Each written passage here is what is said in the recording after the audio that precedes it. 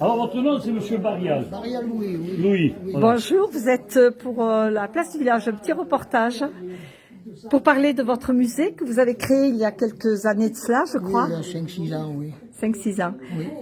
J'ai eu la malencontreuse idée de tomber dans la fosse du garage nord à la Bastide. Je suis allé mesurer sa fosse.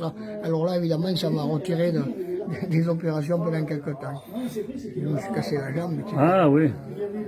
Donc je suis en compagnie aujourd'hui de notre ami Robert Bertuis, votre poète. Salut les amis de la place du village. Voilà, nous avons fait une sortie avec les 2 chevaux et on en profite pour venir visiter le musée ici à Villefort. Donc on va situer un petit peu Villefort, dis-nous.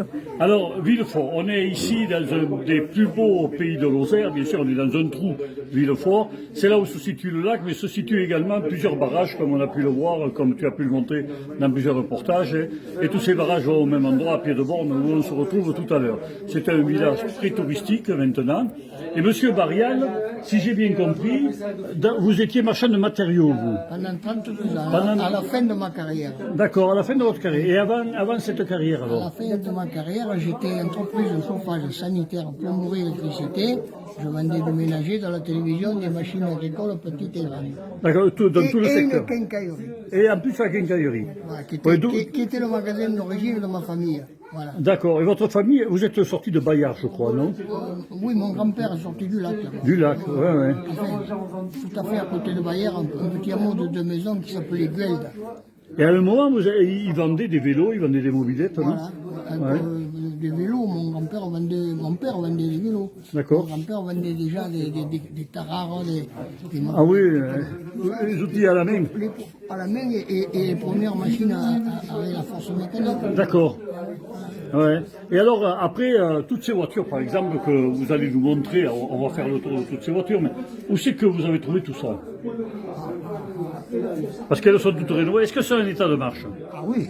Toutes? Oui, mais on a un club, là, moi j'ai plus le temps d'y aller, mais on a fêté les 20 ans juste avant le Covid.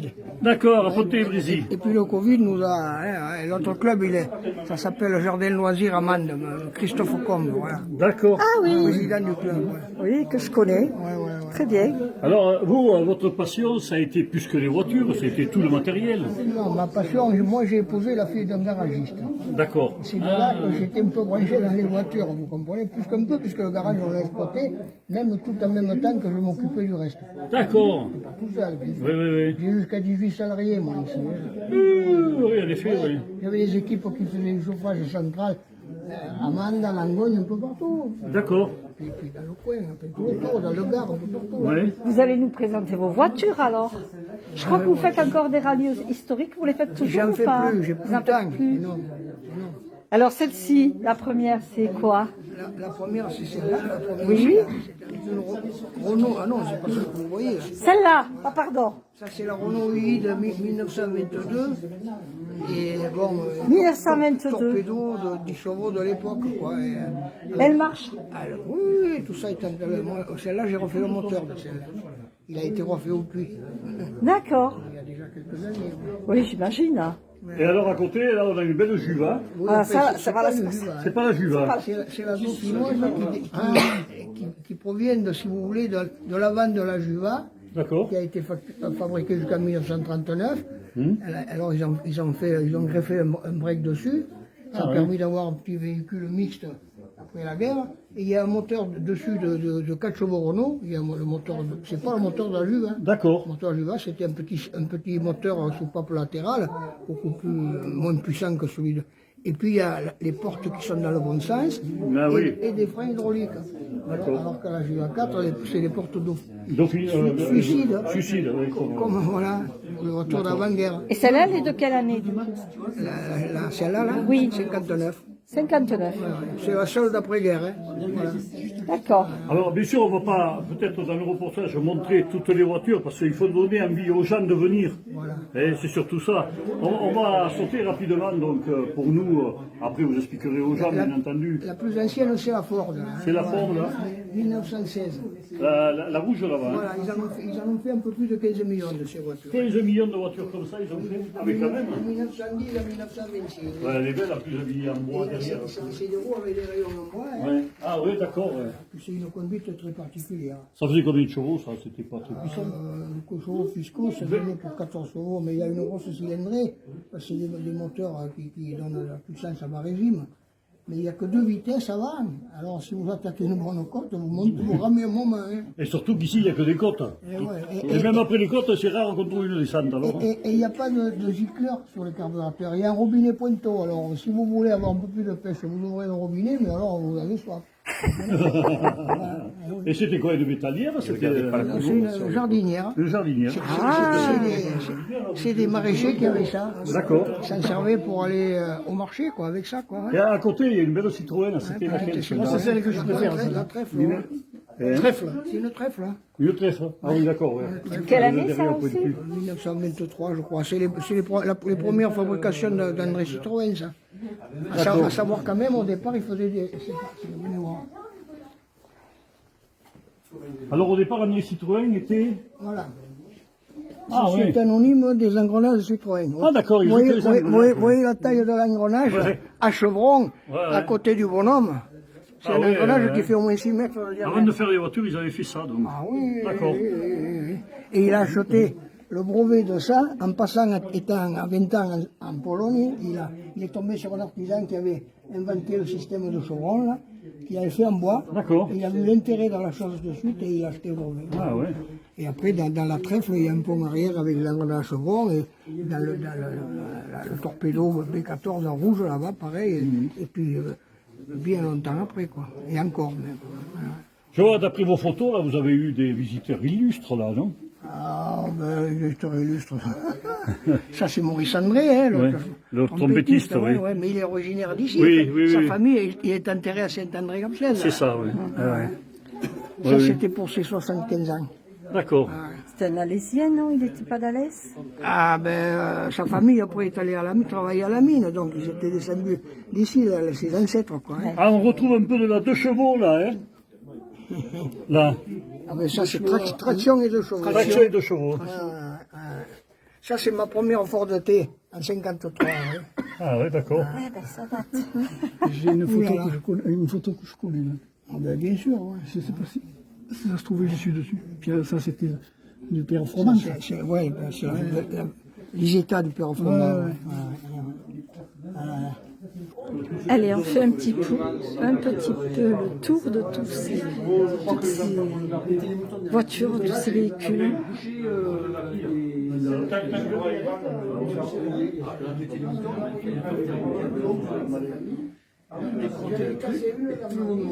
Les filles, ils avaient honte de tout le monde avait les 2 filles.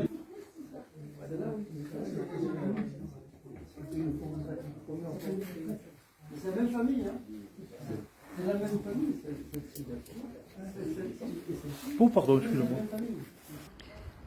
Alors c'est reparti pour continuer la Voilà, visite. venez avec nous, là, venez. Là, moi, je me rappelle, quand on était jeune, qu'on se servait d'une pompe à essence comme ça. Hein? Et même celle où on pompait, là, comme ça. Ah, mais il y a un animal pour Oui, c'est ça, oui. D'accord. Ça, c'est les radiateurs de 2 voitures que j'ai cassés. Ah, c'est ce que vous nous disiez tout à l'heure. Les radiateurs des voitures que vous avez cassés. De l'âge, le Ford Et aussi que vous avez cassé dans les tournants, là? Non, que j'ai cassé pour les mettre en ferraille. Ah, d'accord, pour mettre à la ferraille. J'ai cru que vous aviez eu d'accident, moi. Non. D'accord. Et là, où c'est que vous nous emmenez, là? En face, là, on voit les 2 roues. On va voir les 2 roues. Là, il y a quelques machines anciennes aussi. D'accord. Voilà. Alors rappelez-nous, comment il s'appelle votre musée? Le matériel de la vie d'avant. À Villefort. Voilà. C'est à la sortie de Villefort lorsqu'on va sur Génolac. Et c'est bien indiqué. Hein? 56 avenue des Cévennes. Très bien. Ah non, le week-end. Le week-end et l'été, Alors ici, les mois de juillet, août. ici Oh là là. là, dans votre atelier, moi, il y a des machines que je connais. Bon, les raboteuses, tout ça, c'est mon truc, ça. Voilà, ici, à ruban, tout ça. Les tours, alors vous avez un joli tour à faire, là, qui est magnifique. Là. Ouais, celui-là, il est super, hein. Alors après, vous avez bon, les scies à métaux mécaniques comme il y avait dans le temps, les premières. D'accord. Celle-là, la piqueuse oreiller, je ne connaissais pas. Ah oui, ça court pas les rues. Non, celle-là, alors aussi vous avez trouvé un truc comme ça, là. C'était pour relier les livres, ça, non? C'était quoi? Pour les feuillets de livres, oui. Ah ouais, voilà, d'accord. Ouais. Ça j'ai travaillé avec. Je suis tombé sur Internet chez quelqu'un qui se sert encore de ça. Ah d'accord. Il a plus de temps, là. Ah ouais. Il fait des éditions de luxe. Ah, et puis avec tout ça. avec ça. Voilà. D'accord. Ouais, exactement la même. La plieuse, moi j'ai connu ça, on a plié du zinc avec ça. Moi, c'est mon entreprise de base. Hein. Ah oui, j'étais plombier donc. Non, Ferblantier Rivière. Ah d'accord. Et alors, à l'époque, il faisait tous les trucs de toiture. Moi, j'ai continué aussi là. Ouais. Et puis, mon grand-père, lui, faisait des marmites, il faisait des arrosoirs. Comme les Ferblantiers. Voilà, c'était Ouais, son ouais. travail. Il y avait, à D'accord. ce moment-là, les produits manufacturés, encore, ça n'existait pas trop. Vous comprenez? Ouais. Il fallait faire les marmites. La rouleuse à côté. Les 3 machines ont été achetées par mon grand-père en 1900 à l'exposition à Paris, Pour travailler. pour faire son travail. Voilà. Et vous les avez gardés. Et Et conservés. voilà, il les a gardés dans le salé servi. Ouais.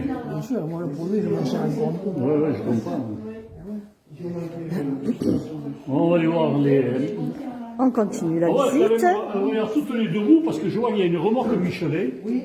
Alors ça aussi, hein, c'est toute une époque les remorques Michelet. J'en ai vu si tu veux, Robert. Ah ouais, mais bien sûr qu'on en veut. En état, Voilà, la remorque même Michelet. les pneus d'origine et qui tiennent encore l'air. Et alors, attends, j'anime une foire à la Pomme, là-haut, à la Roche Blanche, et à la Roche Blanche, les enfants viennent avec, c'est à côté de Clermont, viennent avec leur remorque Michelin, bien décorée et tout, et ils transportent les pommes que les gens achètent jusqu'à leur voiture. Et ils se font un peu d'argent comme ça avec des remorques Michelin. Ah ben, comme- Ah ben, vous allez nous présenter ce petit scooter là, il est magnifique. Il y a un truc qui est marrant, sur les vélos, on avait ça dans le temps. La petite bande de cuir, ça servait à faire briller ça. Ah ouais, ça je savais pas, tu vois. Ah ouais, ça faisait briller. Ah ouais, d'accord. Ça, c'est un petit scooter pour enfants. Hein. Moi, Et le Solex, c'est des trucs de manège, ça, non?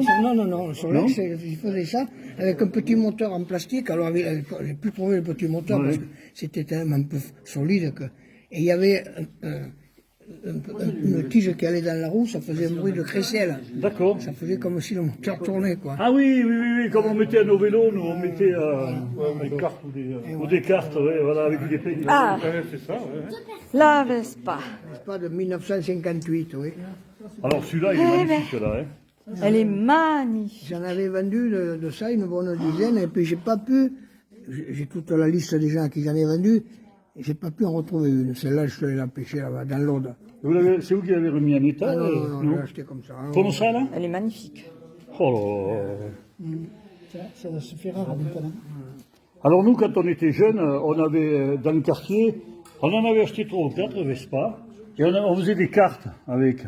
Seulement, moi j'habitais Saint-Chély, et en face de chez nous, on était dans un quartier qui était en face d'un quartier qu'on appelle Montmartre, où c'était beaucoup d'étrangers qui étaient venus travailler à l'usine et qui habitaient Montmartre. Et les jeunes de Montmartre, on était tous à l'école, il n'y avait pas de racisme ni rien. On était tous dans les mêmes écoles, nos parents travaillaient au même endroit. Et une nuit, les jeunes de Montmartre, ils sont venus nous piquer le truc qu'on avait fabriqué. Et on démontait les roues, c'était des roues qui allaient impeccables pour faire des cartes.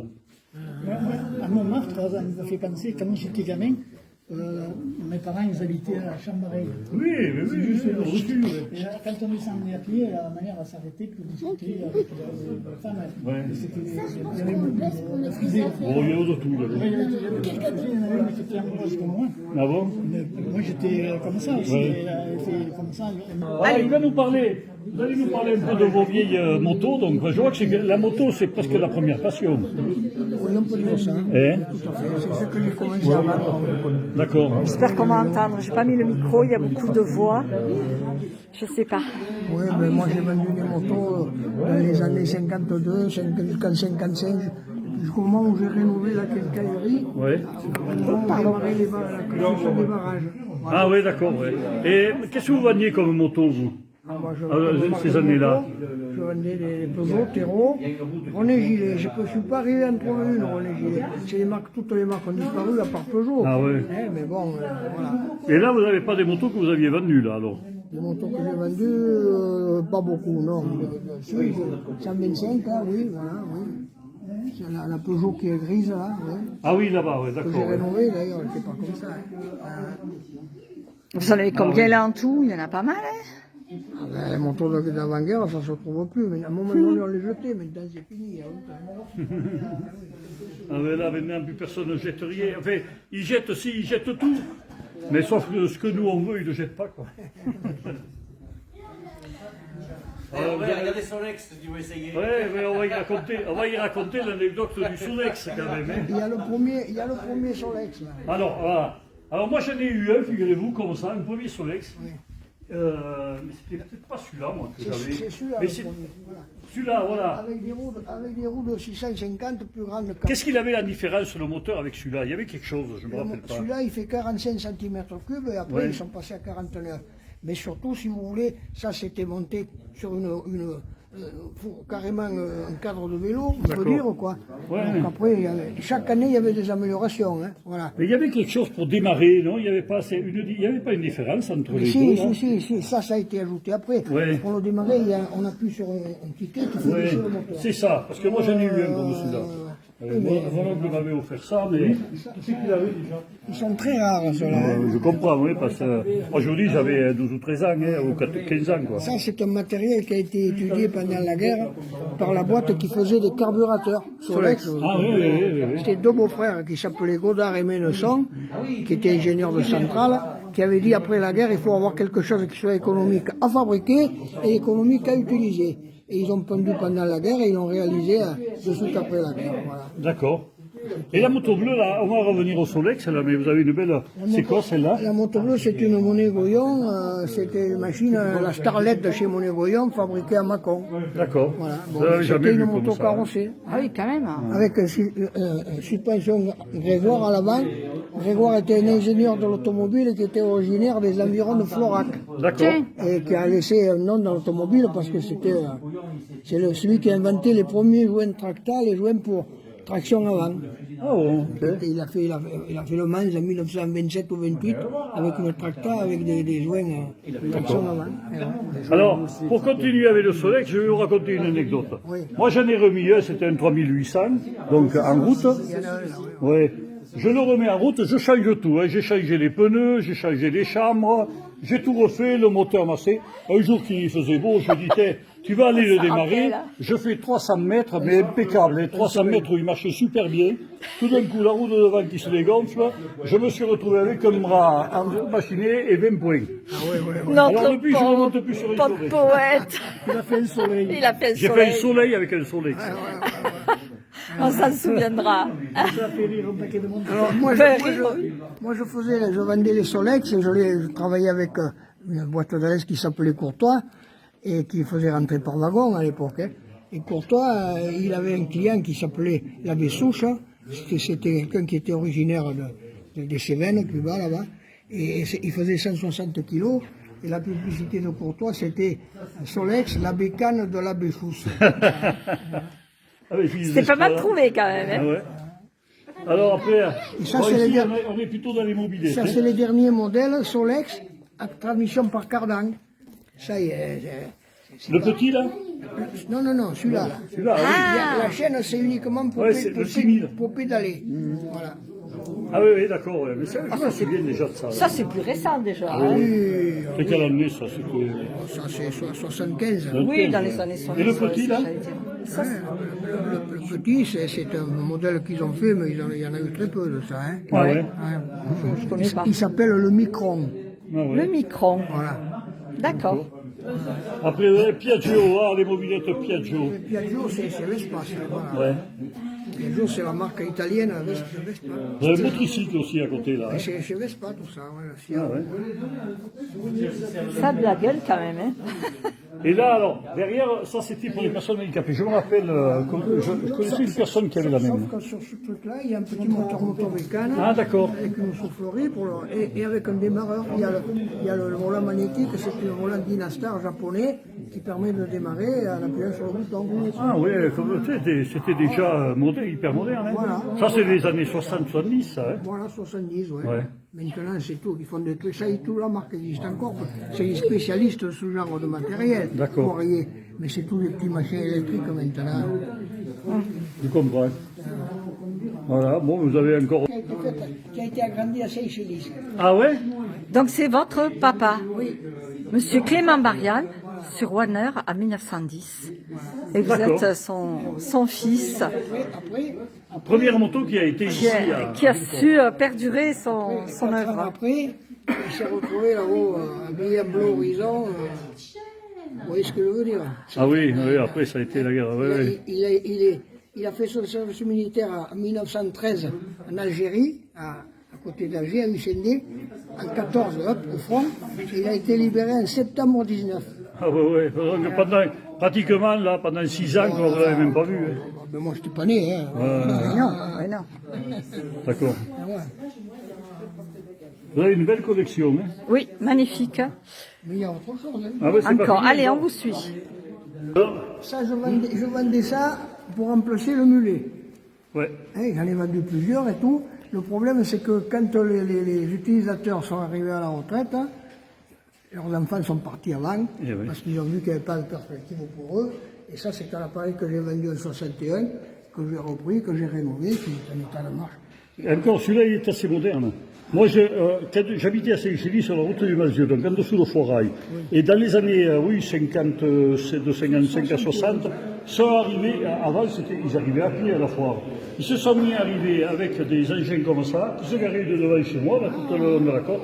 Et derrière, il y avait des remorques artisanales, et ces remorques artisanales, ils portaient le beau dedans. Et ça, c'est un cas de reprise. Ah ouais,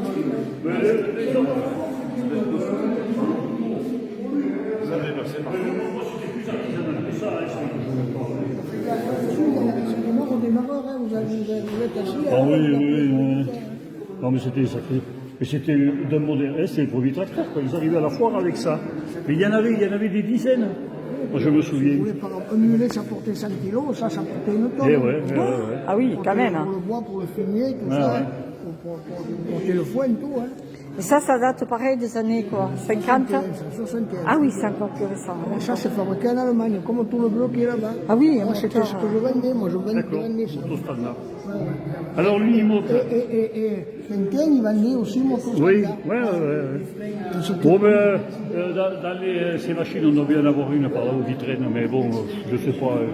Alors, l'Unimog, moi je me rappelle les Astrucs à Saint-Chély, ils allaient au bois avec l'Unimog, ils sortaient le bois avec ça. C'est un tracteur, ouais. Ah ouais. Et il y avait mon voisin qui, le père conduisait ça. Alors, nous, à midi, pendant qu'il faisait la sieste, on montait là-bas et on s'amusait avec l'Unimog. Ah, mais il y a longtemps. C'est un tracteur avec une cabine fermée. Alors, d'habitude, ils sortent avec une cabine scout ouverte, Oui. avec le pare-brise articulé Oui. et une toile pour ouvrir la cabine. Ouais, ça, c'était- c'est une cabine, c'est cette marque qui font maintenant des camping-cars. Ah, d'accord. C'est allemand, c'est L'équipement, il est tout comme ça. Qui n'a pas connu Unimog, c'était. Oui, ça questionne, madame. Ah, oui. c'est une question pratique. Parle à l'oreille du monsieur, toi. Alors, ouais, là aussi, il y a ce qu'il faut, mais nous, on n'a pas fait la guerre, donc on les connaît moins. Ah, mais lui, il est en parfait état. Le Dodge. D'ailleurs, j'ai une photo en bas, là, il est allé au club, lui, là. D'accord. Mais par contre, le berlier, venez voir comment il était quand Oh il là allait là, acheter. le berlier. Le berlier. Ça, c'est un survivant, ça. Hein. Oui, voilà, quand je vais rentrer, vous le voyez, là. Ah oui. Ah oui, vous Ah l'avez oui, là-haut. d'accord, vous l'avez d'accord. bien retapé. Hein. Regardez un peu au départ. Alors, tout ça, c'est la restauration du Ouais, berlier. qu'il retape. Quand il a retapé. Celui-là, on s'est amusé un moment, là. Hein. Et ouais. Et celui-là, comment vous l'êtes procuré? Celui-là, il était à côté, à Saint-Four-de-Mercoire, à côté de l'Angogne. Oui. D'accord. Chez un particulier, tout simplement. Non, le nom C'est Martinez, Non. c'est son grand-père. Ah, ben, on va venir, il y a encore son fils maintenant qui est à la retraite, qui est là, au bout du village. Ouais, mais je travaille. Saint-Flour-de-Mercoire. Oui, Saint-Four-de-Mercoire. À l'époque, lui, celui qui m'a vendu ce berlier, il travaillait à la Gévaudannaise, il conduisait le cylindre. Mais ça remonte ça à 40 ans. Alors les cylindres verts qui arrivaient avec la caravane derrière. Vous vous rappelez? Oui, ça existait. Et il venait, c'était facile. Il faisait que ça. Il faisait que ça, et il allait d'un village à l'autre avec sa caravane derrière, rajoutait un bouclard, mon bon, quand ça arrivait, tout était en fer, là, vous vous rappelez? Oui, puis il y avait des chaînes pour la direction. Ouais, oh là là, et il vivait dans sa caravane, le gars. Hein. Combien de temps vous avez mis pour le restaurer à peu près? 3 ans. 3 ans? Au moins. Oui. Ça, c'est le moteur en cours de route, on l'a démonté complètement et tout. Et c'est un moteur, c'est un camion d'origine, il n'y a pas de démarreur, et tout à la manivelle, et pas de frein avant, bien sûr. Hein. Ouais. Et alors, on n'arrivait pas à le démarrer, à faire le démarrer à la manivelle, parce que maintenant. Ouais. Et j'ai réussi à y greffer un démarrage. Ah. En fait, tout ça, c'est. Ça fait ingénieux quand même. Ça fait pas. Il faut tourner le. Qu'est-ce que ça servait pour les bois, là, de ça, non? Ah, mais le gars qui avait ça, il avait le moteur qui est là-bas, là, la stère, là, Ah ouais. c'était. Une scierie. Il avait une petite scierie. Ah, d'accord. Ouais. D'accord. Ah ouais. Ok. Monsieur Barrial, on va terminer par quel endroit le plus intéressant à votre avis? Dites-moi. Notre local. On n'a pas terminé. On n'a pas terminé. Non, mais attends, les amis de La place du village. Et il faut qu'ils aient un peu de patience, parce qu'il y a encore plein de choses à voir et on continue. Allez. Alors, on a vu les moteurs Bernard, là, vous avez une belle collection de moteurs Bernard.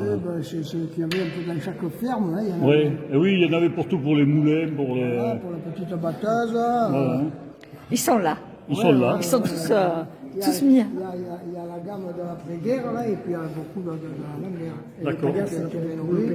Là, c'est les paillasses et c'est le pain. Oui, et ça, on pétrissait la farine là-dedans. Le pétrin. Ouais. Il est authentique, celui-là. Hein. Oui, la pastille. Une pasteire. Oui. Lozère. C'est partout, à Cantal, Aveyron, Lozère, c'est pareil. C'est vrai. Oui, mais là, le pain, il le pétrissait, il pétrissait la pâte, et puis après, il le mettait dedans, parce qu'il ne le faisait pas, il le faisait toutes les 3 semaines. Et oui. Ça servait à le mouler, Pour le faire et après, il vidait dans le four, sur la planche, et Moi, je rappelle, mouler et le faire lever. lever là-dedans, oui. Et pourquoi vous l'avez mis là? Il y a une raison particulière? Parce que j'avais déjà placé là. Voilà, tout simplement. Ben voyons. C'est à côté, pour faire la farine, à côté. Ah oui. Oui, je suis un peu là, moi. Mais lui aussi, on était à l'école ensemble. Bon, on était les deux intelligents de l'école. Et on continue, allez. Moi, j'étais pas meilleur que... Voilà, alors là, ça touche plus, moi. Moi, j'ai un ami, j'avais C'était le spécialiste des hannetons.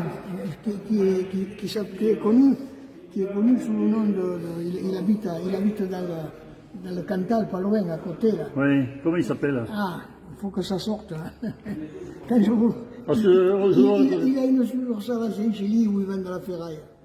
c'est Pépone. Pépone. Oh, mais c'est mon copain Pépone, on boit le café le jeudi matin ensemble. Ah, mais je dirais que je suis venu vous voir. Voilà. Ah, il veut me vendre des pots de pour la de chevaux. Et qu'est-ce qu'il a de particulier, ce pépone? Ah, Pépone, c'est notre ferrailleur. En fait, Ah. tu vois, quand on voulait un morceau de ferraille, on allait à Fruits de Fond, chez Pépone, et on achetait un morceau de ferraille. Et puis des fois, on revenait avec autre chose. Il a développé une affaire formidable. Oui, après, maintenant, le fils, il vend de la ferraille, mais un peu plus par morceau, il détaille tout ça à Saint-Chély, il rachète les batteries. Après, de fois, il était équipé pour comprimer les voitures, pour la ferraille. Oui, il a fait le fond.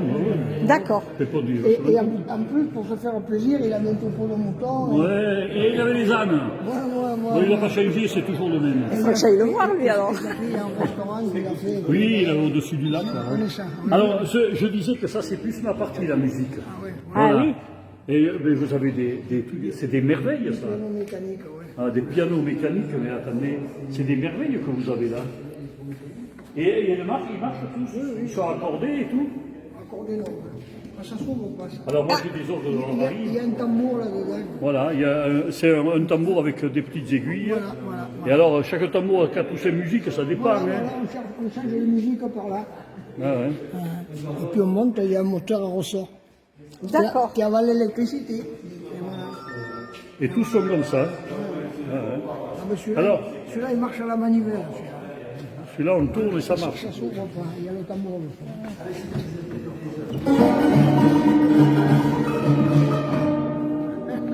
Super.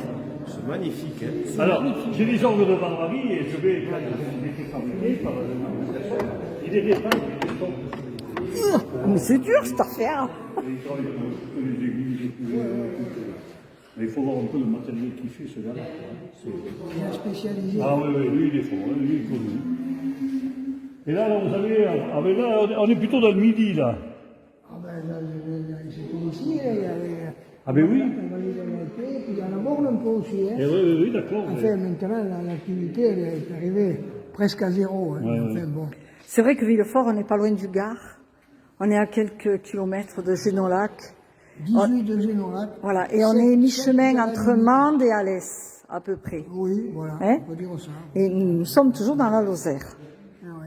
Et puis au point de vue climat, il y a quelque chose de typique hein, ici, Ouais. on n'en parle pas souvent, mais enfin, c'est qu'au collège de Villefort, qui est juste à 1 kilomètre, il y a un rond-point. Oui. Alors là, le collège, toute la vallée, c'est les chênes verts. Ah oui, Donc oui, on oui. veut, et de ce côté, il n'y en a pas un. D'où Donc, ça vient, bien c'est quoi? le C'est climat.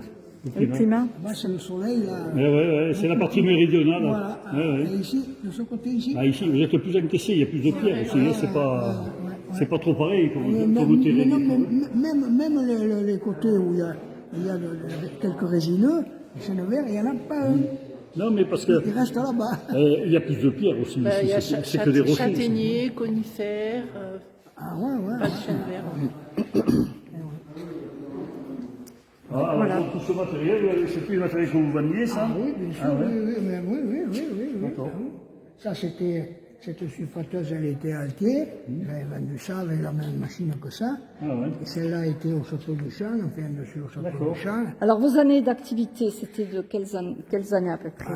Ça, la machine, ce genre de matériel, c'est à partir de 1953. Et déjà, vous étiez en activité, vous vendiez cela? Ah, mais j'étais avant en activité, mais enfin, je vendais 153. Et avant, je vendais des motos, je vous l'avais dit en bas. Oui. Et après, ça a démarré la vente de ça.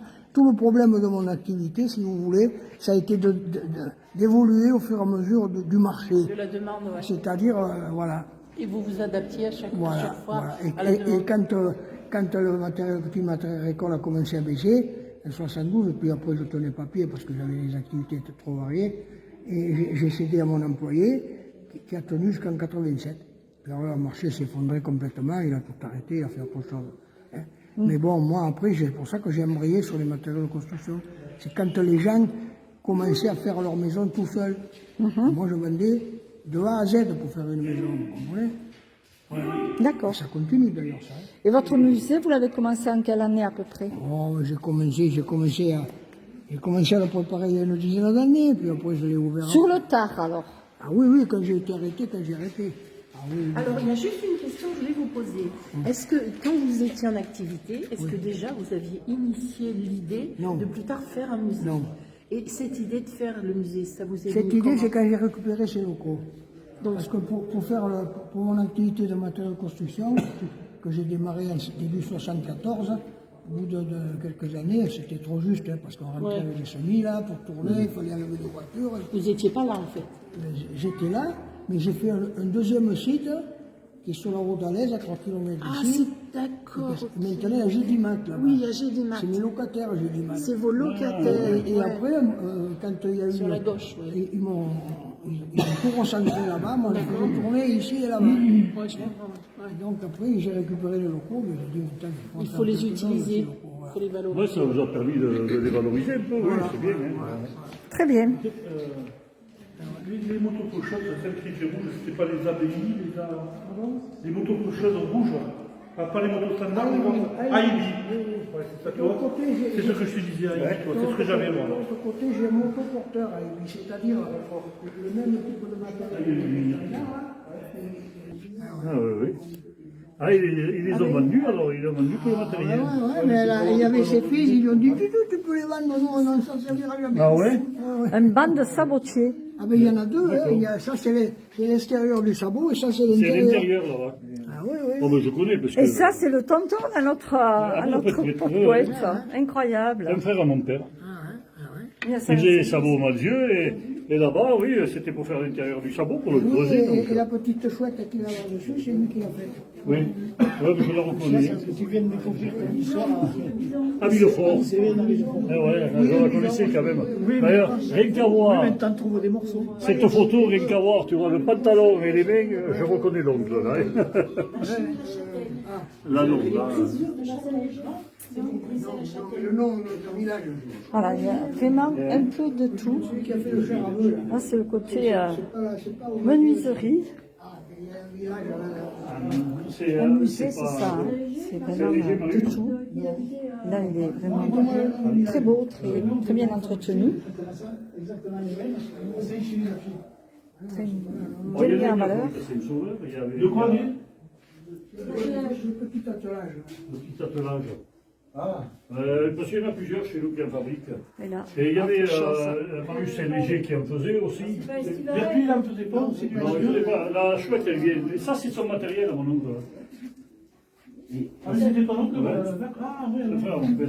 on est d'accord, hein, je sais pas comment ça Ça, c'est pour les châtaignes. Ça, c'est pour enlever Voilà, on faisait ça. Il est rose. séchoir. Faut aller- Oui, je suis là. Donc quand ils ont fait Attends, on va lui demander là pour ses chaussures.